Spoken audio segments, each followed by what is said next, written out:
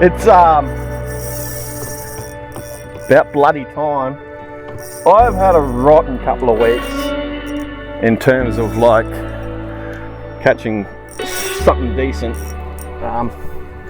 It's been really hard going. Really hard going. So today I've sort of decided to fish slightly deeper water as opposed to what I normally do. I normally stick to the shallow water, which I'm sort of hanging around that sort of 1 to 2 foot range, sometimes even just a couple of inches. And we've had a lot of storms and a lot of rain for like the last 2 weeks. So it's a lot of fresh and a lot of debris, a lot of crap in the water too. And with the northerlies, we've had a lot of weed being pushed in as well.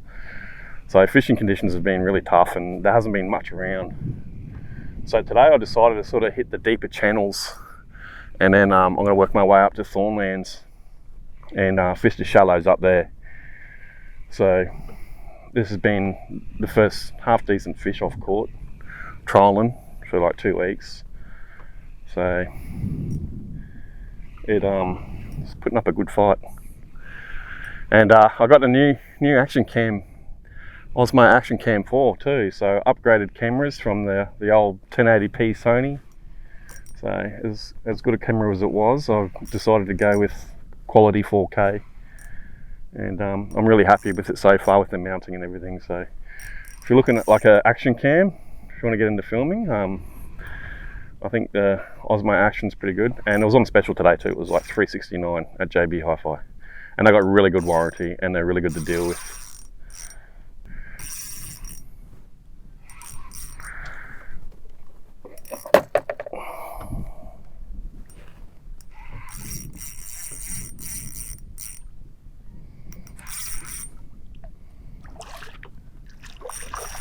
Did we just get a sweet lip on lure?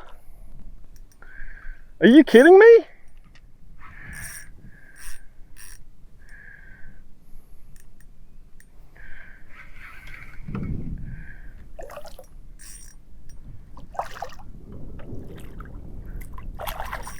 What is, that's not a, that has to be a sweet lip. It can't be a big brim. I can't bloody see.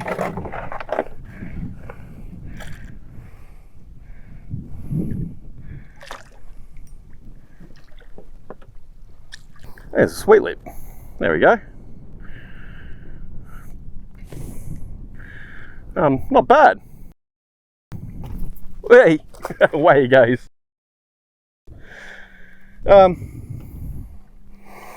Yeah. Good start. Let's get back into it. I've moseyed on around to Thornlands, this little island over here, and just trialled around the back of this. That side's green zone, this side's you're allowed to fish. So I've just thrown a lure in just on that bank there. My plan is to cast along this mangrove system here in these flats and target some brim and flathead. So that's sort of the plan today. And we've sort of just got something jumped on straight away. Just a little brimbo on the soft plastic. So nothing big, but yeah. This means there's good signs. So just got him on that little 3-inch Z-Man. There we go. Just a little brimbo. Nothing. Oh, I just dropped him right on top of my phone. Yeah, get him back in the water. Okay, so basically we're going to fish the split off section, which I'll do a strat sketch and show you what I'm talking about in regards to like wind and tidal flow, where meeting points are for like where baitfish congregate, and talk about how to target those areas, well, how I target them anyway. Everyone fishes differently, but so basically this tide's coming in this way and the wind's pushing in the same direction as well, and it sweeps around the corner of this island here, and sort of you'll end up seeing that little calm spot there in the water is like usually where the bait fish holds. So we're going to target those areas there, just flicking this soft plastic, and then if we do all right, we'll probably flick over to a fly rod, because I haven't caught caught a fish on the fly rod yet, and I'm real keen to get into having a crack at doing something like that. So I brought the fly rods out with me today in the hopes to maybe get my first fish on fly. So it's a challenging task, and it's not the easiest thing to learn.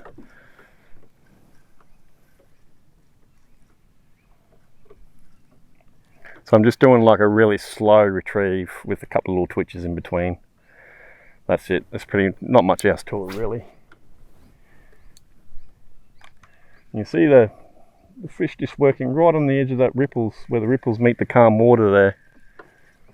So I might just turn this camera around so you get like a bit better view. I'm just doing this light, letting the wind drift me towards it so I can come up with a bit of stealth, and just sort of flicking in front of it and then flick into it and then flick on the tail end of it.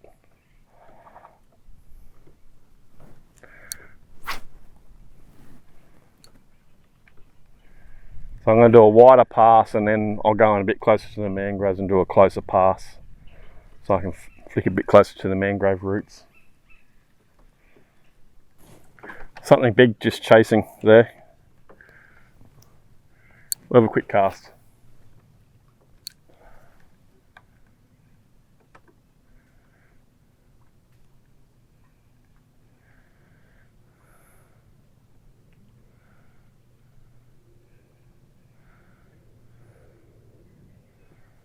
Way! Oh! Whoa, whoa, whoa!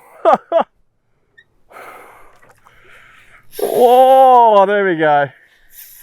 He's pulling this canoe out. It's good, he's getting away from the structure. Wow, he just engulfed that. I just saw him chasing some bait fish just there, just literally 5 meters away from the canoe. And he was chasing them hard. And I thought I'll just go for a little flick there, and with the weed there it's really hard to sort of be a slow retrieve, so I just did a couple of little twitches off the bottom, and he's just absolutely smashed this. And I think he's almost foul hooked too, because he seems to be upside down there. I'm not quite sure what it is. We've got him on the tail. What is that? Whoa! Wow. That looked like a big tailor. Wow. That sucks. That absolutely sucks. Wow. I haven't hooked up to something decent on light gear for a long time. At least a month. And that happens.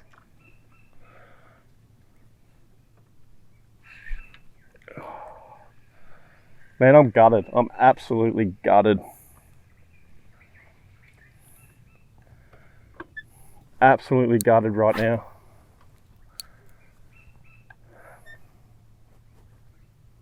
Looked like a big tailor. Like,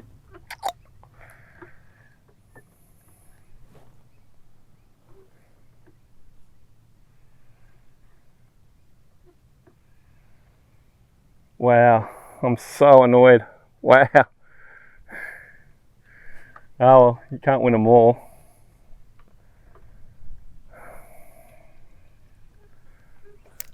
You know, you don't mind losing the odd fish here and there, but like when you haven't caught anything for like a solid week and a half and you're going out every day and you're just not catching fish because it's just like being really bad weather, lots of debris, heaps of fresh water in the shallows. It's really hard to go and target like decent fish on light gear. And if you're sort of getting them all the time, you wouldn't mind, but when you haven't got one for a while, you hook up and you lose it, you get gutted pretty quick.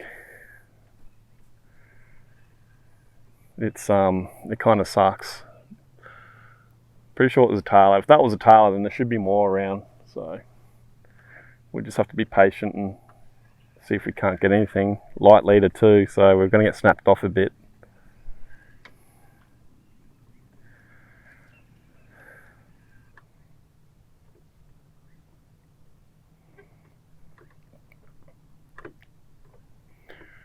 We just drifted over a stonker flatty right there.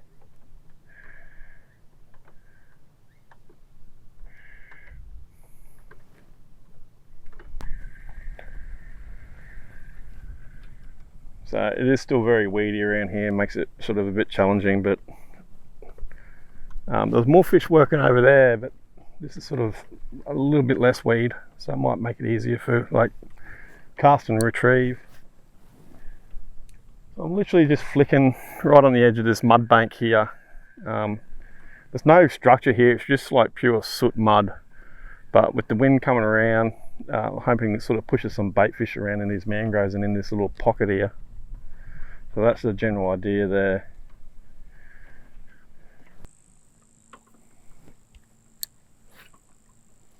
Literally casting right on their noses and they're just not taking it. They're just so finicky. Might have to change tactics soon. It's just, there's plenty here. Like, there was a lot of fish here, but they're not taking anything I'm throwing at them. I mean, that happened last time we were here. Last time we were here, like the brim were working like little tuna. Like they were just going absolutely spastic, and I threw everything at them and they just wouldn't touch it. I feel like this is where they're like most active, but they're the hardest to catch. It's very strange. I'm not sure what they're feeding on. There's no prawns or any real bait fish around, they're just sort of picking the surface.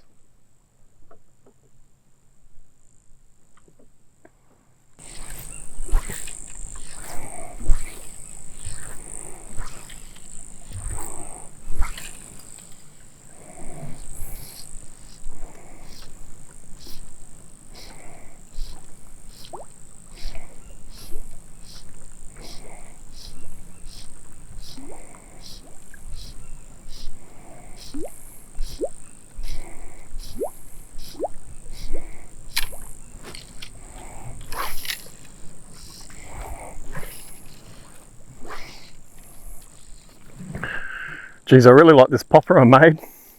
I didn't put colour on the actual popper itself. I made it out of balsa wood, and I put this little prawn head tail on it that I made as a fly, as an attachment. It's just like a free running popper head, and the fly is obviously fixed, and I've used like a treble. So this is like free rolling popper, it just slides. So nothing flash, just a basic balsa wood popper I made. And I'm sort of working with different ideas about like different colour. I didn't really want to go with the paint and stuff like that, so I've kind of got one in the making, but it was a bit of a failure with the resin not going off. Yeah, so it was a rainy day yesterday, so it didn't really pan out, but yeah, I'm really hoping to sort of get that one to work. But as for the actual idea of the popper itself, like it works fantastic. Like it puts on a really nice pop, it really does, and you don't have to work it that hard. So I'm really happy with the results of that. So it's a work in progress. If I manage to work out how I want to do my colouring with it, then I'm definitely going to make a video on that balsa wood popper. So, which is really cool. Very light, so easy to cast with the fly rod. And it was kind of to sort of the idea of like the bubble pops that you got for your little you know, brim rods and things like that. So it was kind of like the bubble pop idea, but with fly. So I've gone with that, and going to have a bit more of a tinker around with it this week and see if I can come up with some really nice colours or some sort of nice colour pattern that I can do with it, just to sort of make that look nice. But I ran out of time, so that one's going to be back at the drawing board during the week.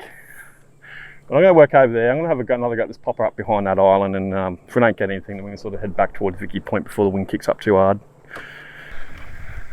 So we've left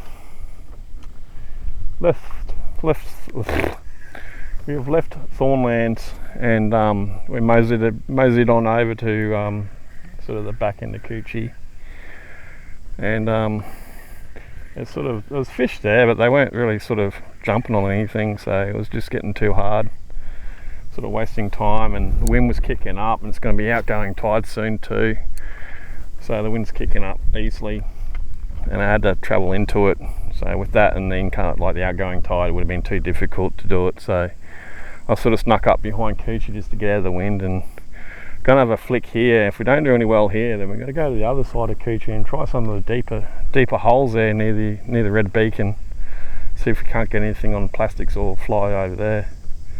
So we'll give this a go, and We may even work that sandbank at the tail end of Coochie too on the way over. And there's just a big shark fin that's just popped out of the water over here. Check this out. Hopefully this comes up. Stonker. Huge shark. Just cruising around the shallows there. He might pop up again soon. We might get a look at him.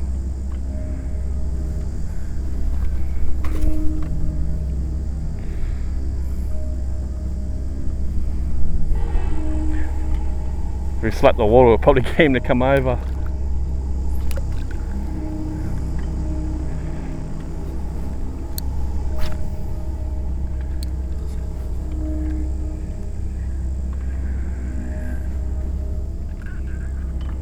Anyway, there is a shark over there. His fin's popped up, just slowly cruising out.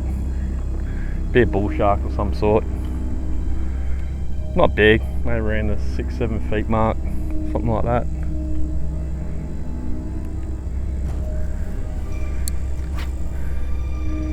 Usually when you get a shark hanging around, there's no fish. They will scare off. But yeah, we'll try it, like, see how we go.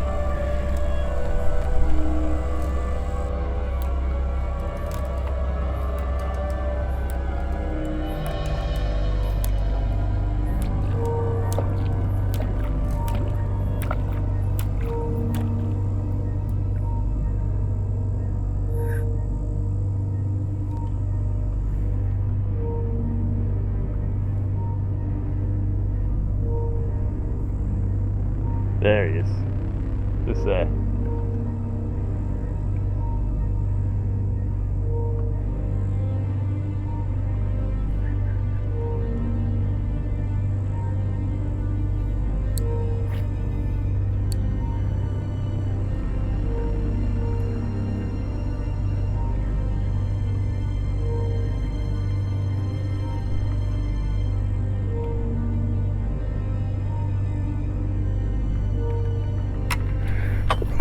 Sit down for that fucker.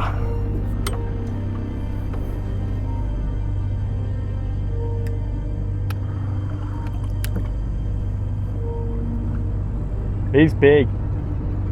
He's like 9-10 feet. There he is there, right behind us. It's a hammerhead.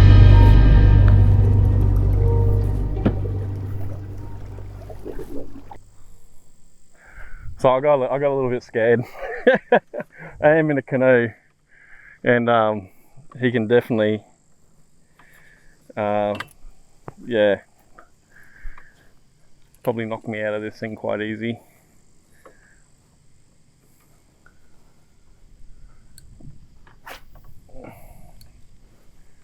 We just motor up near the mangroves and stick to that for a bit, I think. There's not going to be any fish here now anyway because that thing's hanging around. So we might just bugger off. I'm actually scared. I'm genuinely actually scared. I'm a bit of a pussy when it comes to sharks. Yeah, let's get out of here.